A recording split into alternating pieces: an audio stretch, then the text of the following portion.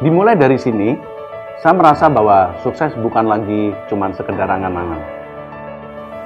Dimulai dari sini, saya mulai bertemu dan mempelajari ilmu ekonomi dan bisnis dari dosen-dosen yang profesional dan dosen-dosen yang benar-benar ahli di bidang ekonomi dan bisnis.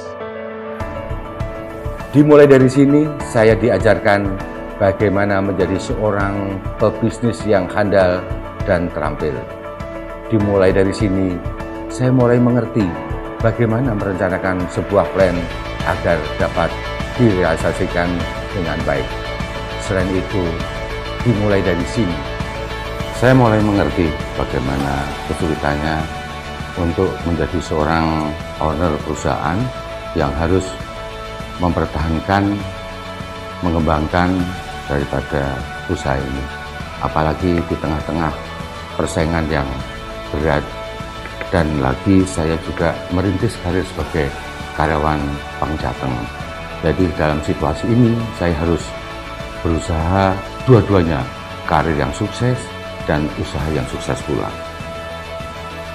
Sukses bagi saya sih adalah apa yang kita inginkan, apa yang kita cita-citakan bisa tercapai. Tidak mudah sih memang kalau mengingat banyak hal yang telah saya lalui baik suka maupun duka. Kadang teringat sih masa-masa kuliah saat bagaimana saya berjuang hingga menjadi seperti sekarang ini. Peningkatan skill dan kompetensi diasah melalui pelatihan-pelatihan dan praktikum-praktikum di kampus yang sangat berguna sekali untuk perkembangan karier saya saat ini. Itu menjadi bekal yang sangat berharga untuk saya bisa menjadi sukses. Kegiatan kemahasiswaan memupuk percaya diri saya sehingga menjadi bekal saya dalam berkarya di dunia kerja. Pendidikan di sini sangat berkualitas, mulai dari dosen, fasilitas pembelajaran, tidak heran akreditasinya bagus. Sukses kami dimulai dari sini. Sukses kami dimulai dari sini. Sukses kami dimulai dari sini.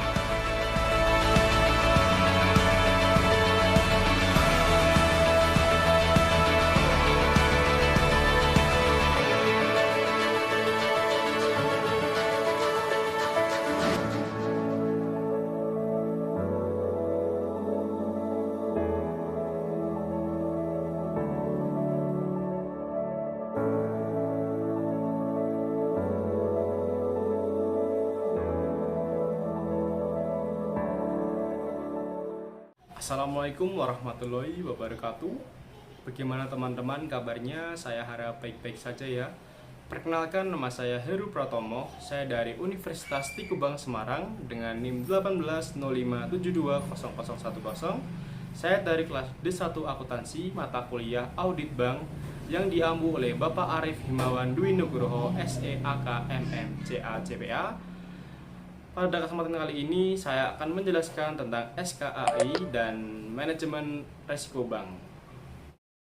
Nah, pada video kali ini untuk pokok pembahasannya ada 6, yaitu kita akan membahas ada permasalahan bank, yang kedua ada peran dan fungsi SKA, yang ketiga ada definisi manajemen resiko, yang keempat ada jenis resiko, yang kelima ada ruang lingkup manajemen risiko, dan yang keenam atau yang terakhir ada sistem pengendalian.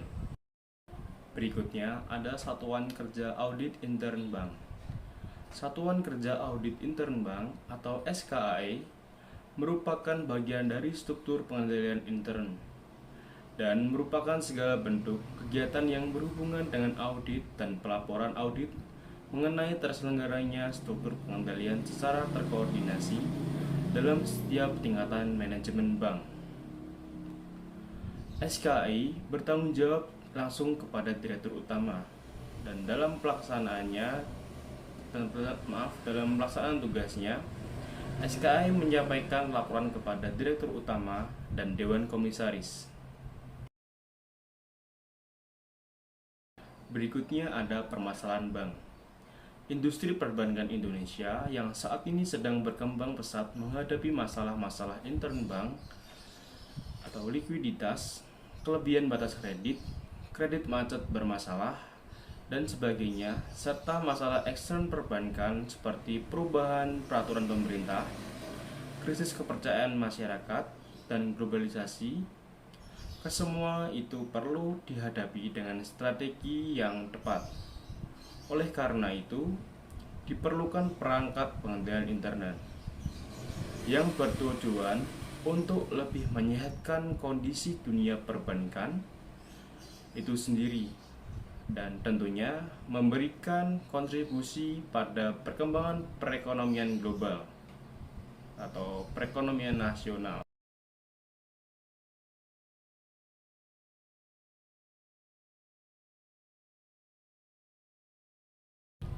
Berikut ini adalah beberapa masalah yang saat ini masih menjadi persoalan bank-bank di Indonesia. Yang pertama, dunia perbankan merupakan industri yang sangat dinamis. Hal ini tercermin dari pesatnya perkembangan produk dan jasa bank dalam waktu yang relatif singkat pelayanan. Selain itu, sifat operasi dunia perbankan adalah global exposure.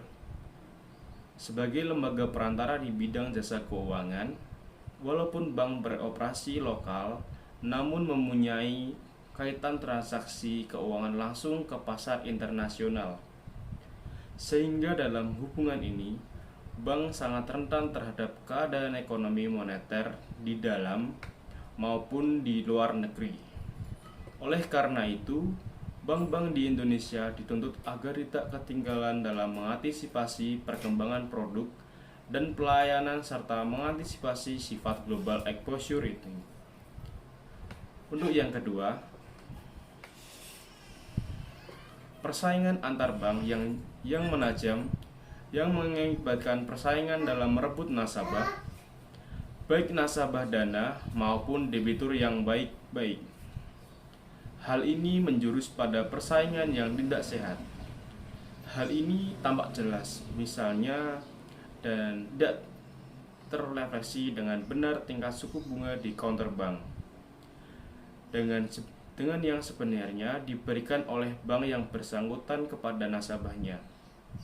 Misalnya, adalah suatu hal yang biasa bila tingkat deposito bisa ditawar. Bahkan, walaupun sifat deposito berjangka terikat oleh waktu, pencairan atau break dengan mudah bisa dilakukan bila si nasabah membutuhkannya. Tindakan yang semata-mata demi persaingan ini pada akhirnya, bila ternyata jumlahnya cukup besar, akan menyulitkan dalam mengaitkan likuiditasnya. Yang ketiga, ada di bidang perkreditan. Hal paling mencolok adalah proyek-proyek yang baik potensi dan kredibilitasnya, sehingga tak heran bila bank-bank berlomba-lomba untuk membiayainya. Suatu perusahaan bisa berpindah-pindah bank dalam jangka waktu yang relatif pendek dengan harapan memperoleh kredit yang lebih besar untuk membiayai bisnisnya atau mencari modal. Yang keempat, ada sepanjang proyek atau bisnisnya masih menguntungkan tentunya. Hal itu tidak menjadi masalah besar. Namun, kecenderungan ini berlanjut sehingga akhirnya pada pembiayaan proyek tak terkendali dan menjadi atau overfinance. Tentunya hal ini membuka peluang bagi si nasabah untuk spekulasi pada proyek yang belum jelas benar pada prosesnya. Tak jarang hal ini menjadi suatu sumber dari kesulitan kredit yang memakan waktu jangka yang panjang. Yang kelima, ada aspek ekspansif dalam pemberian kredit ini. Tak jarang yang kurang memperhatikan kemampuan untuk menghimpun dana masyarakatnya, sehingga terjadi mismatch antara dana yang disalurkan dengan dana yang berhasil dihimpun di bank. Selanjutnya, pemberian kredit bank menggunakan dana yang berasal dari antar bank. Kondisi ini sangat membahayakan karena dalam kondisi uang ketat, bank-bank seperti ini sangat mengalami kesulitan. Yang kelima, ada penyaluran kredit bank seringkali dilakukan tanpa melalui prinsip-prinsip kredit yang sehat. Akibatnya, kualitas aktiva produktif menurun dan cadangan aktiva produktif yang harus disediakan tidak terpenuhi. Pengaruh yang terasa adalah turunnya tingkat kesehatan bank. Yang ketujuh, penyaluran kredit pada pemilik atau pemegang saham sehingga melalui BMPK atau batas maksimum pemberian kredit. Manajemen bank seringkali mengalami kesulitan dalam mengendalikan keinginan dari pihak pemilik bank untuk ikut campur dalam kegiatan bank. Beberapa bank sulit melaksanakan keharusan memenuhi syarat-syarat pemodalan bank, seperti yang ditetapkan dalam Bank Indonesia. Padahal, ketetapan tingkat pemodalan yang harus dipenuhi oleh bank-bank umum tersebut semata-mata untuk membantu bank mampu bersaing. Yang kedelapan, ada perlunya upaya mengefisiensikan operasi perbankan di Indonesia sehingga tercipta bank yang efisien dan mampu melakukan kompetisi secara baik. Bank-bank di Indonesia sebagian besar dari pendapatan utamanya berasal dari pendapatan bunga dari sektor pengkreditan. Padahal kredit bersumber pada dana masyarakat yang dihimpun oleh bank. Biaya dana dan risiko yang tinggi mengakibatkan cost of money yang sulit bersaing. Akibat lebih jauh, speed untuk perolehan bank dari pendapatan bunga dan kredit menjadi tipis sekali, apalagi kalau dikaitkan dengan masih tingginya biaya-biaya overhead bank karena kurang efisiensinya pengeluaran bank tersebut. Yang kesembilan, perbankan saat ini tidak mungkin untuk tidak menggunakan teknologi sistem informasi yang mutakhir. Sedangkan perkembangan teknologi, khususnya yang menyentuh dunia perbankan, berkembang sangat cepat. Teknologi sistem informasi dalam dunia perbankan ini memasuki aktivitas operasional, pelayanan, produk bank, akuntansi, administrasi, dan pelaporan. Di dalam hubungan ini, tuntutan penggunaan perangkat keras, perangkat lunak, serta sumber daya manusia untuk mengikuti kecepatan perkembangan teknologi ini merupakan tantangan yang besar. Investasi di sektor ini membutuhkan biaya besar untuk perangkat lunak dan perangkat kerasnya, sedangkan faktor manusia sebagai brainware memerlukan investasi dan perkembangan yang memakan waktu panjang untuk mengoperasikannya secara baik dan aman.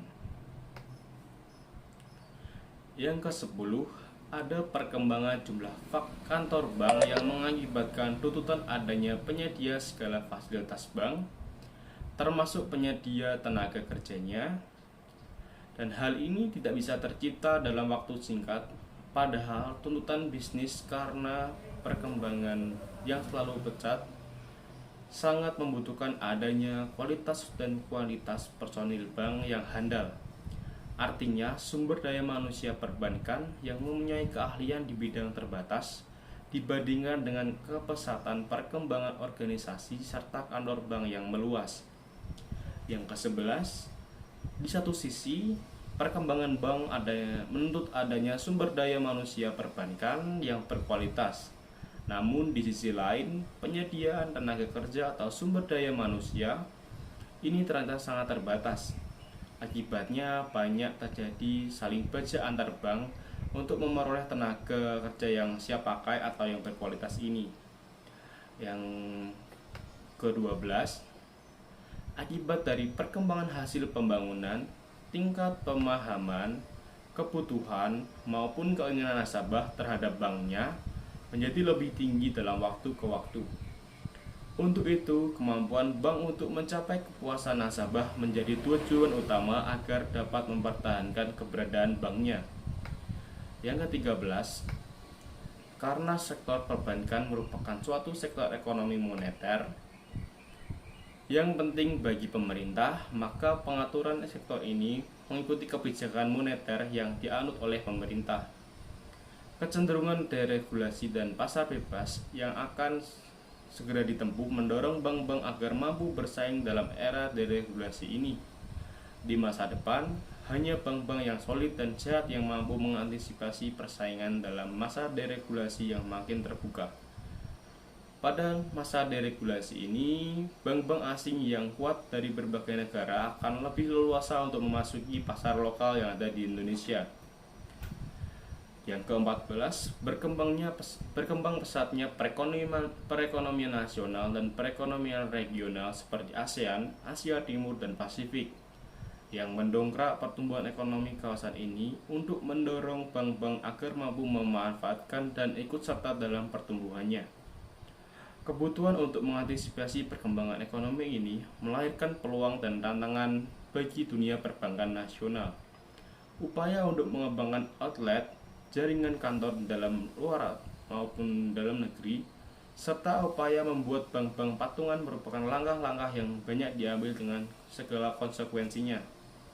Dan yang terakhir atau yang ke-15, ada catatan IMF yang diungkapkan harian Kompas 8 Oktober 1997, antara lain mengungkapkan krisis perbankan dan keuangan ternyata bukan hanya karena manajemen perbankan yang lemah, juga mungkin oleh kebijakan ekonomi yang tak bijaksana.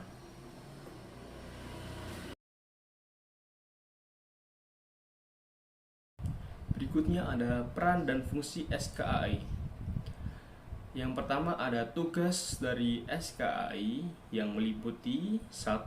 Membantu tugas Direktur Utama dan Dewan Komisaris dalam melakukan pengawasan dengan cara menjabarkan secara operasional, baik perencanaan, pelaksanaan, maupun pemantauan hasil audit. Yang kedua, membuat analisis dan penilaian di bidang keuangan, akuntansi, operasional, dan kegiatan lain melalui audit. Yang ketiga, mengidentifikasi segala kemungkinan untuk memperbaiki dan meningkatkan efisiensi penggunaan sumber daya dan dana. Yang keempat, memberi saran, perbaikan, dan informasi yang objektif tentang kegiatan yang diperiksa pada semua tingkatan manajemen. Untuk wewenang SKAI adalah yang pertama meliputi 1. Mengakses seluruh informasi yang relevan tentang bank terkait dengan tugas dan fungsi SKAI. Yang kedua, melakukan komunikasi secara langsung dengan direksi, Dewan Komisaris, Komite Audit, serta pengawas syariah bagi bank umum syariah dan bank konvensional yang memiliki unit usaha syariah. Yang ketiga, menyelenggarakan rapat secara berkala dan insidentil dengan direksi, Dewan Komisaris, Komite Audit, serta Dewan Pengawas Syariah bagi Bank Umum Syariah dan Bank Umum Konvensional yang memiliki unit usaha syariah. Yang keempat, melakukan koordinasi dan dari kegiatan dengan auditor ekstern. Dan yang kelima, mengikuti rapat yang bersifat strategis.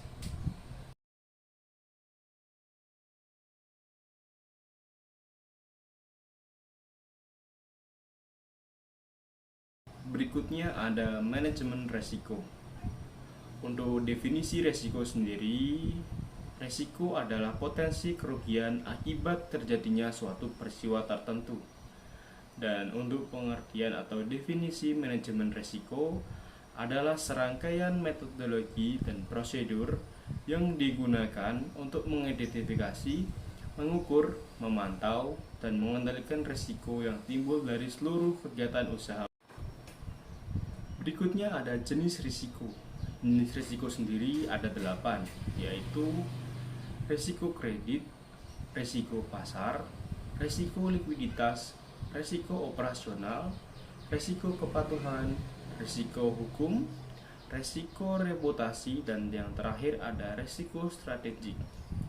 Untuk pengertiannya tersendiri, risiko kredit adalah risiko akibat kegagalan pihak lain dalam memenuhi kewajiban pada bank. termasuk resiko kredit akibat kegagalan debitur, resiko konsentrasi kredit, counterparty credit risk, dan settlement risk. Berikutnya ada pengertian resiko pasar. Resiko pasar adalah resiko pada posisi neraca dan rekening administratif, termasuk transaksi derivatif, akibat perubahan secara keseluruhan dari kondisi pasar, termasuk resiko perubahan option. Berikutnya ada pengertian dari resiko likuiditas. Risiko likuiditas adalah resiko akibat ketidakmampuan bank untuk memenuhi kewajiban yang jatuh tempo dari sumber pendanaan arus kas dan atau dari aset likuid berkualitas tinggi yang dapat diagungkan tanpa menggunakan aktivitas dan kondisi keuangan bank.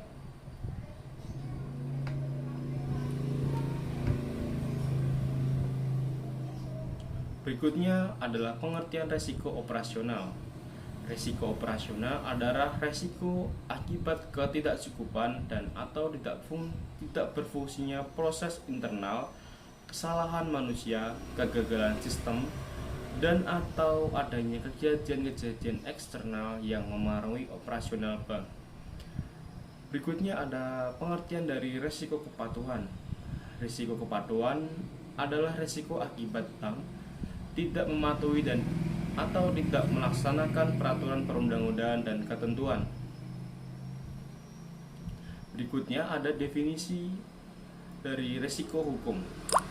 Resiko hukum sendiri adalah resiko akibat tuntutan hukum dan atau kelemahan aspek yuridis. Berikutnya adalah pengertian dari resiko reputasi. Resiko reputasi adalah resiko akibat menurunnya tingkat kepercayaan pemangku kepentingan atau stakeholder yang bersumber dari persepsi negatif terhadap bank.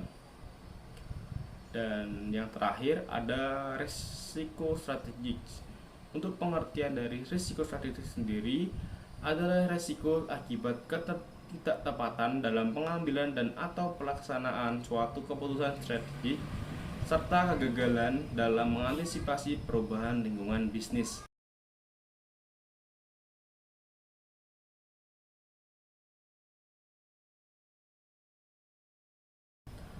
Berikutnya ada ruang lingkup manajemen risiko. Bank wajib menerapkan manajemen risiko secara efektif, baik untuk bank secara individu maupun bank untuk secara konsolidasi dengan perusahaan anak. Penerapan manajemen risiko wajib disesuaikan dengan tujuan, kebijakan usaha, ukuran, dan kompleksitas usaha, serta kemampuan bank. Berikutnya ada penerapan manajemen risiko paling sedikit mencakup 1. Pengawasan aktif direksi dan dewan komisaris. 2. Kecukupan kebijakan dan prosedur manajemen risiko serta penetapan limit risiko. Yang ketiga, kecukupan proses identifikasi, pengukuran, pemantauan, dan pengendalian risiko serta sistem informasi manajemen risiko. Dan yang keempat atau yang terakhir, sistem pengendalian intern yang menyeluruh.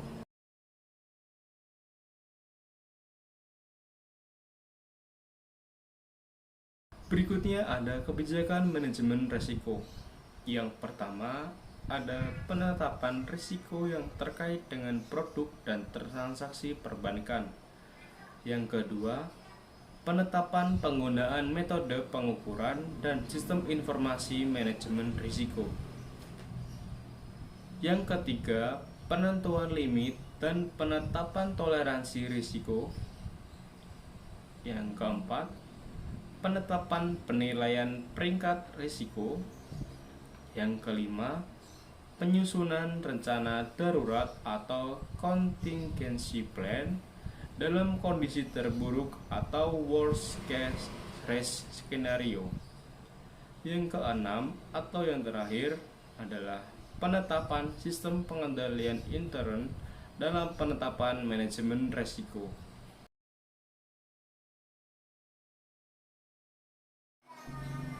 Berikutnya ada prosedur manajemen risiko dan penetapan limit risiko.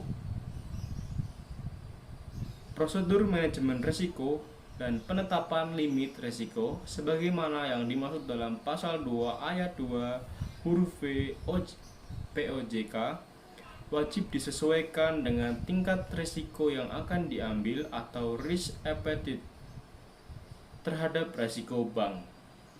Prosedur manajemen risiko dan penetapan limit risiko sebagaimana yang dimaksud pada ayat 1 POJK paling sedikit memuat 1. Akuntabilitas dan jenjang delegasi wewenang yang jelas. Yang kedua, pelaksanaan kaji ulang terhadap prosedur manajemen risiko dan penetapan limit risiko secara berkala. Dan yang ketiga atau yang terakhir, dokumentasi prosedur manajemen risiko dan penetapan limit risiko secara memadai. Penetapan limit risiko sendiri sebagaimana dimaksud dalam ayat 2 POJK wajib mencangkup 1.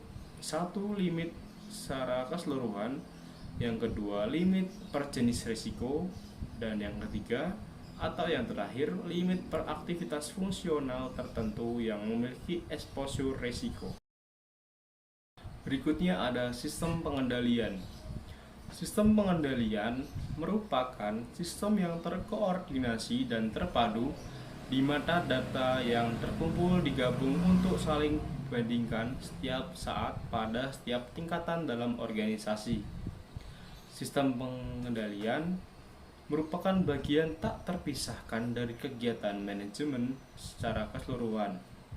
Artinya, bahwa seorang manajer di samping melakukan perencanaan dan pelaksanaan juga melakukan pengendalian agar mencapai sasaran sesuai dengan rencana. Bank wajib melaksanakan sistem pengendalian intern secara efektif terhadap pelaksanaan kegiatan usaha dan operasional pada seluruh jenjang organisasi bank. Pelaksanaan sistem pengendalian intern mampu secara tepat waktu mendeteksi kelemahan dan penyimpangan yang terjadi.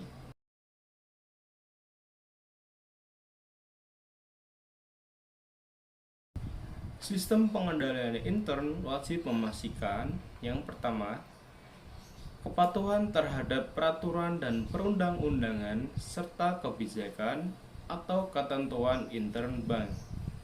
Yang kedua, tersedianya informasi keuangan dan manajemen yang lengkap, akurat, tepat waktu, dan tepat guna. Yang ketiga, efektivitas dan efisiensi dalam kegiatan operasional bank.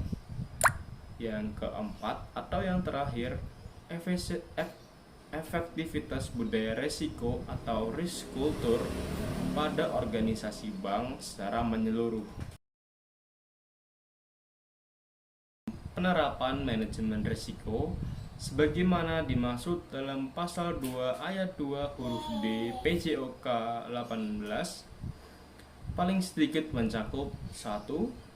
Kesesuaian sistem pengendalian intern dengan jenis dan tingkat risiko yang melekat pada kegiatan usaha bank.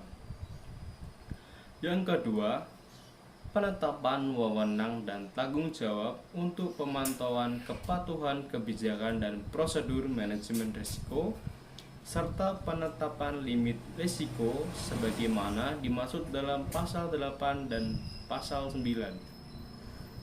Yang ketiga, penetapan jalur pelaporan dan pemisahan fungsi yang jelas dari satuan kerja operasional kepada satuan kerja yang melaksanakan fungsi pengendalian.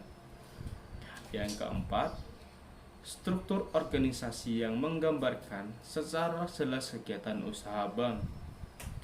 Yang kelima, pelaporan keuangan dan kegiatan operasional yang akurat dan tepat waktu. Yang keenam, kecukupan prosedur untuk memastikan kepatuhan bank terhadap ketentuan dan perundang-undangan. Yang ketujuh, kaji ulang yang efektif independen, dan objektif terhadap prosedur penilaian kegiatan operasional bank. Yang kedelapan, pengujian dan kaji ulang yang memadai terhadap sistem informasi manajemen risiko. Yang kesembilan, dokumentasi secara lengkap dan memadai terhadap prosedur operasional, cangkupan, dan temuan audit serta tanggapan pengurus bank berdasarkan hasil audit. Yang ke-10, verifikasi dan kaji ulang secara berkala dan kesinambungan terhadap penanganan kelemahan bank yang bersifat material dan tindakan pengurus bank untuk memperbaiki penyimpangan yang terjadi. Penilaian terhadap sistem pengendalian intern dalam penerapan manajemen risiko sebagaimana yang dimaksud pada ayat 1 wajib dilakukan oleh satuan kerja audit intern.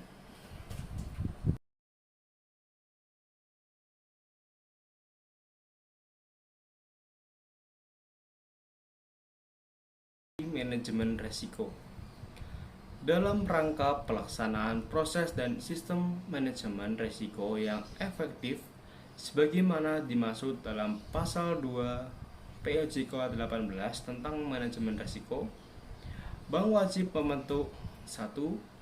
Komite manajemen risiko, dan yang kedua, satuan kerja manajemen risiko. Komite manajemen risiko sebagaimana dimaksud dalam pasal 16 huruf A paling sedikit terdiri dari 1. Mayoritas direksi, dan yang kedua pejabat eksekutif terkait. Wewenang dan tanggung jawab Komite Manajemen Risiko sebagaimana dimaksud pada ayat 1 POJK 18 tentang manajemen risiko adalah memberikan rekomendasi pada direktur utama yang paling sedikit mencakup 1. Penyusunan kebijakan strategi dan pedoman penerapan manajemen risiko. Kedua, perbaikan atau penyempurnaan pelaksanaan manajemen risiko berdasarkan hasil evaluasi pelaksanaan manajemen risiko. Dan yang ketiga, penetapan hal-hal yang terkait dengan keputusan bisnis yang menyimpang dari prosedur normal. Satuan berikutnya adalah satuan kerja manajemen risiko.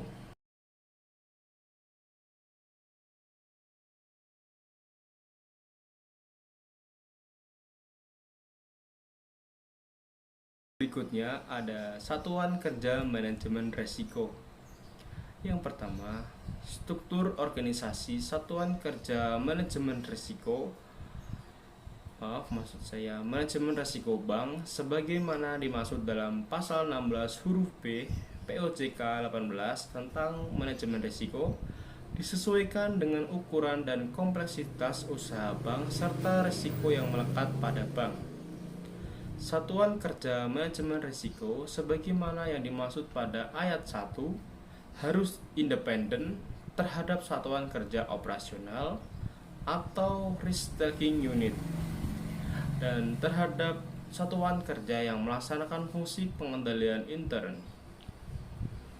Satuan kerja manajemen risiko sebagaimana pada yang dimaksud pada ayat 2 POJK tentang manajemen risiko bertanggung jawab langsung kepada direktur utama atau kepada direktur yang ditugaskan secara khusus. Wewenang dan tanggung jawab satuan kerja manajemen risiko meliputi 1. Pemantauan pelaksanaan strategi manajemen risiko yang telah disetujui oleh direksi. Yang kedua, pemantauan posisi risiko secara keseluruhan atau composite per jenis risiko dan per jenis aktivitas fungsional serta melakukan stress testing. Yang ketiga, kaji ulang secara berkala terhadap proses manajemen risiko. Yang keempat, pengkajian usulan aktivitas dan atau produk baru. Yang kelima, evaluasi terhadap akurasi model dan validitas data yang digunakan untuk mengukur risiko, bagi bank yang menggunakan modal untuk keperluan intern atau internal model. Yang keenam, memberikan rekomendasi kepada satuan kerja operasional atau risk taking unit dan atau kepada komite manajemen risiko sesuai kewenangan yang dimiliki. Untuk yang ketujuh atau yang terakhir adalah menyusun dan menyampaikan laporan profil risiko kepada direktur utama atau direktur yang ditugaskan secara khusus dan komite manajemen risiko secara berkala.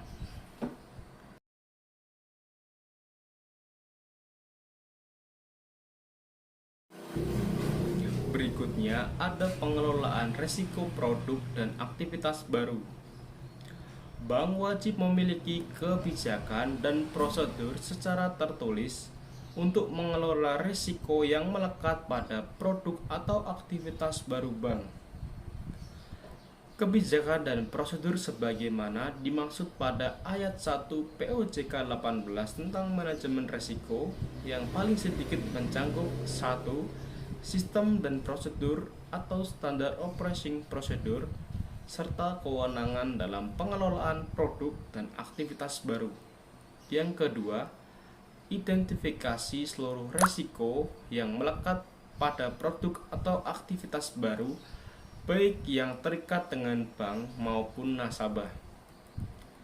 Yang ketiga, masa uji coba metode pengukuran dan pemantauan risiko terhadap produk dan aktivitas baru. Yang keempat, sistem informasi akuntansi untuk produk dan aktivitas baru. Yang kelima, analisa aspek hukum untuk produk aktivitas baru. Dan yang keenam, transparansi informasi kepada nasabah. Produk atau aktivitas bank merupakan suatu produk baru atau aktivitas baru jika memenuhi kriteria sebagai berikut. 1. Tidak pernah diterbitkan atau dilakukan sebelumnya oleh bank. Yang kedua, telah diterbitkan atau dilaksanakan sebelumnya oleh bank, namun dilakukan pengembangan yang mengubah dan meningkatkan eksposur risiko terhadap bank. Materi berikutnya adalah materi pelaporan. Untuk bank, wajib menyampaikan laporan profil risiko kepada Otoritas Jasa Keuangan atau OJK. Laporan profil risiko sebagaimana dimaksud pada ayat 1 yang disampaikan oleh Satuan Kerja Manajemen Risiko wajib memuat substansi yang sama dengan laporan profil risiko yang disampaikan oleh Satuan Kerja Manajemen Risiko kepada Direktur Utama dan Komite Manajemen Risiko. Laporan profil risiko sebagaimana dimaksud pada ayat 1 disampaikan secara triwulan untuk posisi bulan Maret, bulan Juni, bulan September, dan bulan Desember. Dalam hal ini, diperlukan Otoritas Jasa Keuangan atau OJK dapat meminta bank menyampaikan laporan profil risiko sebagaimana dimaksud pada ayat 1 di luar jangka waktu yang ditetapkan sebagaimana yang dimaksud pada ayat 3. Bank juga wajib menyampaikan laporan produk atau aktivitas kepada Otoritas Jasa Keuangan yang terdiri atas 1. Laporan rencana penerbitan produk atau pelaksana aktivitas baru. 2. Laporan realisasi penerbitan produk atau pelaksanaan aktivitas baru. Demikian mungkin itu saja yang dapat saya sampaikan. Kurang lebihnya saya mohon maaf. Terima kasih. Wassalamualaikum warahmatullahi wabarakatuh.